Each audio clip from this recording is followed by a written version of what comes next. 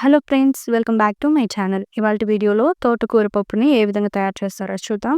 ముందుగా ఒక గ్లాస్ కందిపప్పుని తీసుకొని 2 సార్లు బాగా కడుక్కోవాలి. తర్వాత ఇందులోకి ఒక మీడియం సైజ్ ఉల్లిపాయ తరుగు, అలాగే ఒక టమాటా, 2 పచ్చిమిర్చిని ముక్కలుగా చేసి వేసుకోవాలి.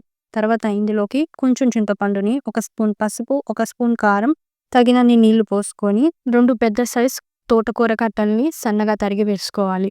కుక్కర్ మూత పెట్టే ముందు ఒక స్పూన్ ఆయిల్ వేయడం వల్ల పొంగకుండా ఉంటుంది. కుక్కర్‌ని అట్‌లీస్ట్ ఒక 5 విజిల్స్ వచ్చేంత వరకు ఉంచాలి.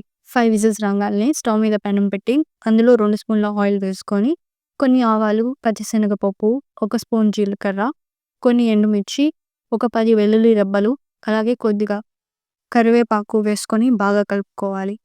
ఇలా తాలింపును పెట్టుకున్నాక చివరిగా ఇందులోకి కొద్దిగా ఇంగువ వేసుకోవాలి. తోటకూర పప్పుని 2 నిమిషాల పాటు పప్పు గుత్తితో బాగా మెదుపుకోవాలి. తర్వాత ఇందులోకి సరిపడినంత సాల్ట్ వేసుకోవాలి. అలాగే ఇందాక తయారు చేసిన తాలింపును కూడా ఇందులో వేసి ఒకసారి బాగా కలుపుకోవాలి. ఇలాంటి వీడియోస్ కోసం please like, share and subscribe our channel.